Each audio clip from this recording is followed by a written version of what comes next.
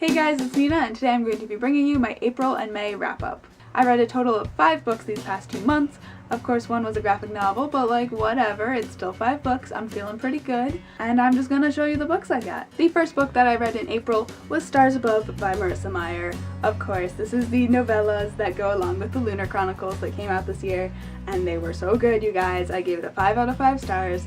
It felt so good to be back with the same characters that I know and love. So most of these novellas take place before the Lunar Chronicles books start, and it was just really interesting to get the backstory of a lot of those characters.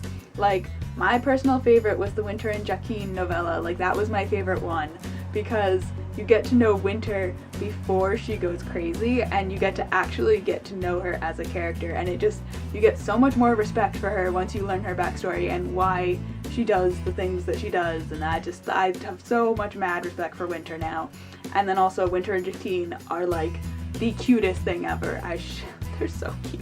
And then of course my very close second favorite novella had to be the last one, because that was our winter epilogue, because there's a certain wedding that takes place in this one. I'm not gonna tell you who gets married, but I mean there's only 4 options, so. And it was just so nice to see all the same characters again and get to see them all in the same room and interacting, and I just loved this book so much. It just brought me back to the whole Lunar Chronicles world and made me so happy, and I loved it. The next book I read this month was Murder at the Vicarage by Agatha Christie. This is a murder mystery. I don't know what else to say about the plot. I initially picked this up because this is Miss Marple's first case, like her first detective story, and I was like, cool, I've heard of Miss Marple before, might as well pick up this one. And what was really weird about this is that Miss Marple isn't the main character. The main character is the vicar, which I guess is another name for like a priest, and someone gets murdered in his house, so he is the main character and helps the police try to figure out who did it. But at the end of the day, it's Miss Marple who solves the case, and that was just really interesting to see how a side character could like step in and solve the entire case without being the main character. So that was just really interesting. I ended up giving this a 4 out of 5 stars. It did take me a while to read, but I couldn't tell if it was because of the book or just because like finals were going on. I was in kind of a reading slump because I was so busy with finals and life, and so I don't know.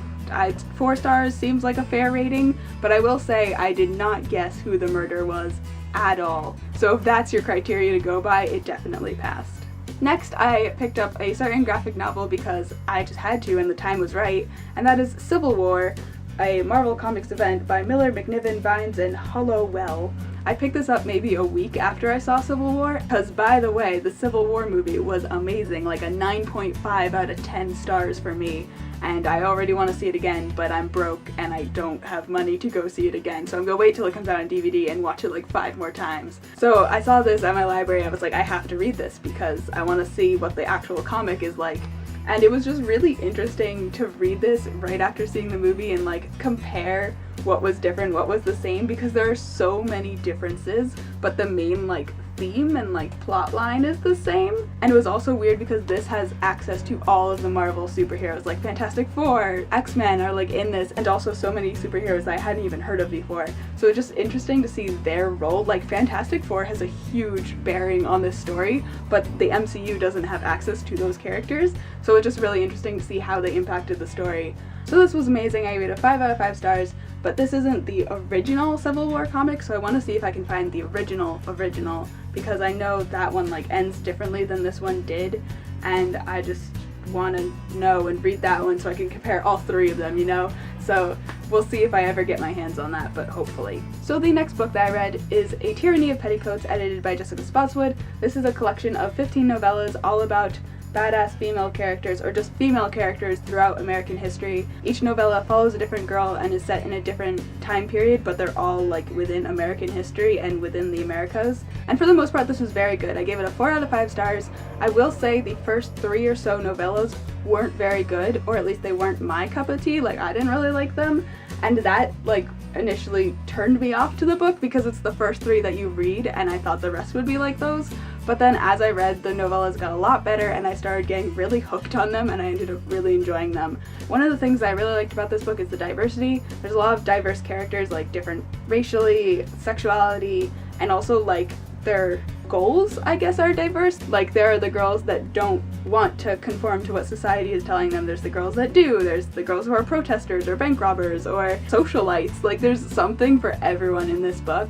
And there's just so many different time periods and different, like, expectations that these girls have to fill, or whether they want to or not. Like, some of them on purposely don't fill them and some of them do, and it was just really refreshing to get different tastes from different time periods with different kinds of girls.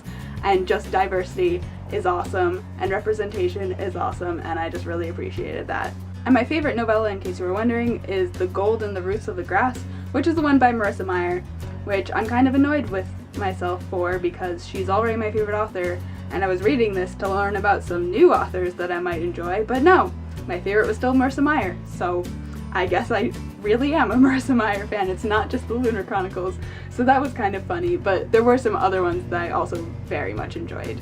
The next book that I read this month I picked up completely on a whim, and that is The Lightning Thief by Rick Riordan. This is, of course, a reread. This is my favorite book of, like, all time, or my favorite series of all time. Like, nothing will ever be able to pass this because it just has such a big impact on, like, my childhood and who I am as a person. It was just really fun to reread this. This is, like, either my third or fourth time reading this, and it was just a really interesting experience for me because I don't usually reread books. Like, I just haven't reread anything in a long time.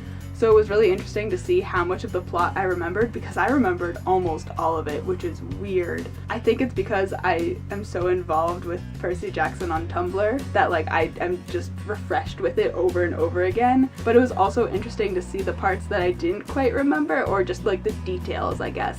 Or seeing, like, those quotes that I always reblog on Tumblr and seeing where they are in this book and be like, yo, that's that quote, that's so iconic, and I reblog all the time. And just, like, seeing it in context because, like, I just see them out of context so often. I don't know, I'm just rambling, but it was really cool, and I really want to reread the rest of the series this summer because I'm just feeling it. I'm gonna power through. We'll see. So that is it for my wrap-up. I'm going to do a very, very brief TBR for next month because there's 2 books that I know I'm going to be reading.